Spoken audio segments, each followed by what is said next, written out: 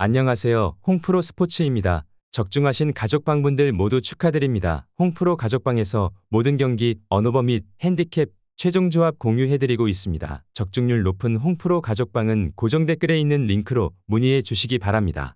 6월 22일 일본 축구 2부 리그 6경기 분석 시작하겠습니다. 첫 번째로 반포레 고우 대 에임의 경기 알아보겠습니다. 먼저 고우는 전반적으로 경기력이 많이 떨어졌다.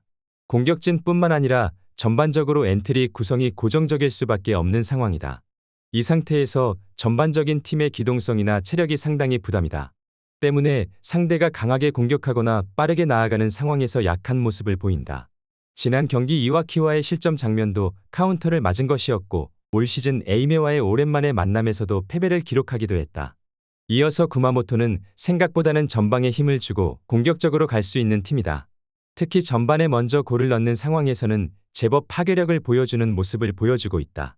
물론 에임에도 특별히 에너지 레벨이 떨어지는 상황에서의 수비가 녹록치는 않은 편이다. 다만 고우보다는 엔트리 뎁스가 여유롭다는 점이 포인트다. 에이메가 변화를 줄 수 있는 카드는 더 많다고 볼 수 있을 것이다. 최근 에너지 레벨이 많이 떨어진 모습을 보이고 있는 고우다. 때문에 경기력 자체가 올라오고 있는 상황은 아니라고 볼 수 있다. 특히 에이메가 부상자가 적어서 변화를 줄 수 있는 카드도 많다고 할 수 있을 것이고 특히 에이메가 공격적으로 나서면 다득점 양상도 꽤 자주 만드는 편이기도 하다.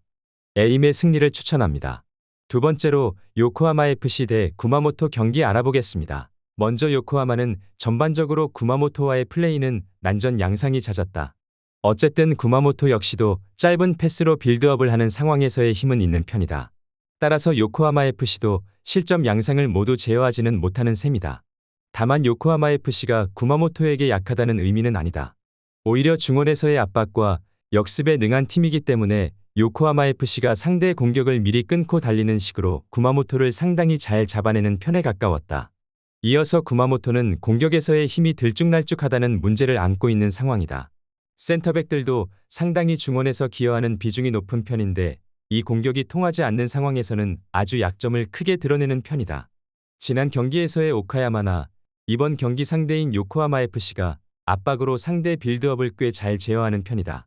따라서 구마모토가 이 두 팀을 상대로는 상성이 좋지는 못하다. 일단 상성에서 요코하마 FC가 괜찮은 상황으로 볼 수 있는 매치업이다.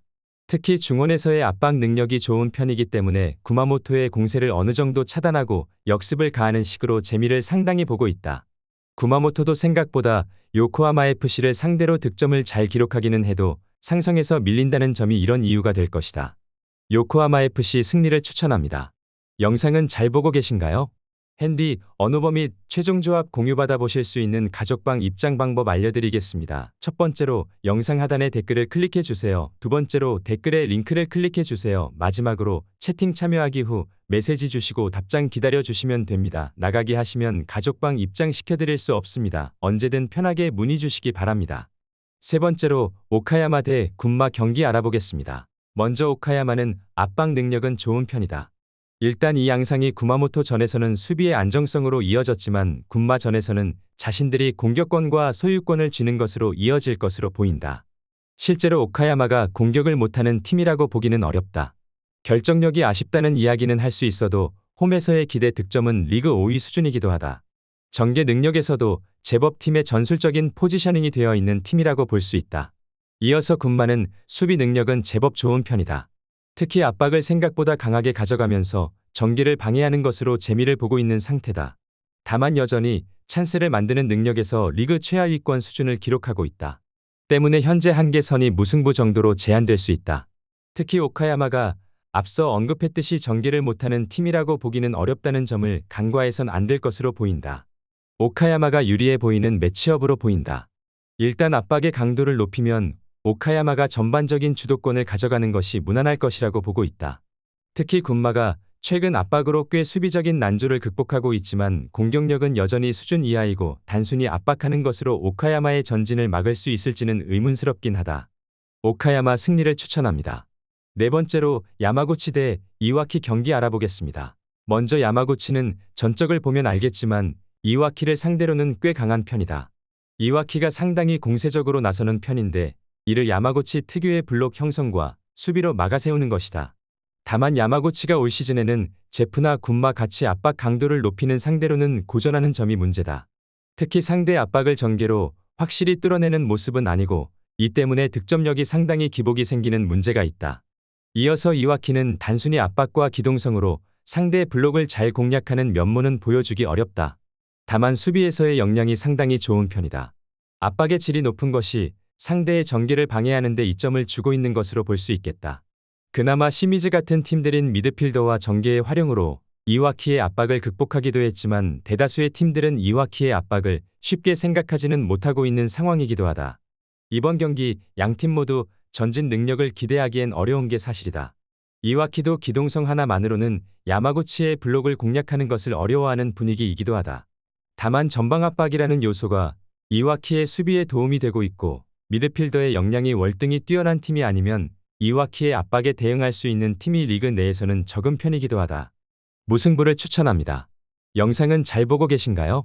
핸디, 언어버 및 최종 조합 공유받아 보실 수 있는 가족방 입장 방법 알려드리겠습니다. 첫 번째로 영상 하단에 댓글을 클릭해 주세요. 두 번째로 댓글에 링크를 클릭해 주세요. 마지막으로 채팅 참여하기 후 메시지 주시고 답장 기다려 주시면 됩니다. 나가기 하시면 가족방 입장시켜 드릴 수 없습니다. 언제든 편하게 문의 주시기 바랍니다.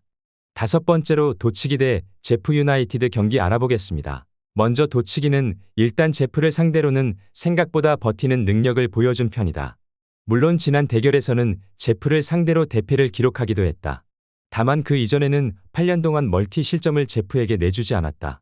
다만 전반적으로 공격을 거의 포기하고 웅크리는 것으로 일관하고 있어 제프가 한 골을 넣는 상황에서는 만회를 못하고 그대로 경기를 내주는 패턴이 잦았다는 점은 불안 요소가 될 수 있을 것이다. 이어서 제프는 힘이라고 한다면 공격에서 나오는 편이다. 다만 최근 4연승의 스코어 차이가 모두 한 점으로 상대를 크게 누르는 모습을 보여주고 있는 것은 아니다. 다만 슈팅을 만들어내는 빈도나 그 성공률이 리그에서 가장 좋은 축에 속한다. 이 과감함으로 한번 골문을 열어내면 그대로 수비를 굳히면서 이기는 식으로 꽤 실리를 챙기는 모습을 보여주고 있는 상황이기도 하다. 의외로 도치기가 제프를 상대로는 잠가버리는 상황에서는 제프가 이를 명확하게 공략을 한 케이스가 많이 없었다. 대신 과감하게 슈팅을 만들면서 제프가 공세를 이어가는 상황에서는 제법 강한 모습을 보인다. 특히 한 골을 넣은 다음에는 그대로 경기를 굳히는 것으로 응수하고 있는 모습이기도 하다. 제프 유나이티드 승리를 추천합니다. 여섯 번째로 V 바렌 나가사키 대 후지에다 경기 알아보겠습니다. 먼저 나가사키는 생각보다는 수비가 아주 안정적인 편은 아니다. 상위권 팀이지만 점유를 가지고 상대를 완벽하게 눌러버리는 특성을 지닌 팀은 아니기 때문이다. 전반적으로 하위 전력을 상대로도 공격권을 제법 허용하는 편이다. 다만 나가사키의 진정한 힘은 공세에서 나온다. 세로로 직선적인 플레이를 하는 상황에서도 나가사키가 확률을 꽤 높게 가져가고 있는 모습. 주니오르가 보여주는 득점력이 큰 힘이 되어주고 있다. 이어서 후지에다는 역습에 약한 것이 매우 아쉽다. 지난 경기 요코하마 FC 전도 그렇고 전반적으로 측면이나 뒷공간을 내주는 상황에서 수비가 약한 모습을 보인다. 따라서 나가사키를 상대로는 상성에서 별로 좋지는 못한 편이다. 물론 전적에서는 동률이지만 나가사키 홈에서는 대패를 기록하면서 상성에서 밀리는 점을 극복하지는 못했다고 볼 수 있을 것이다. 물론 후지에다도 기회가 없을 것이라고 보지는 않고 있는데 그럼에도 측면과 뒷공간 공략에 취약한 편이라는 점이 포인트다. 나가사키가 세로로 직선적인 플레이를 선보이는 상황에서도 공격 성공 확률이 매우 높은 편이다. 홈에서의 나가사키는 후지에다 상대로도 약하지 않았던 편이기도 했다. 나가사키 승리를 추천합니다.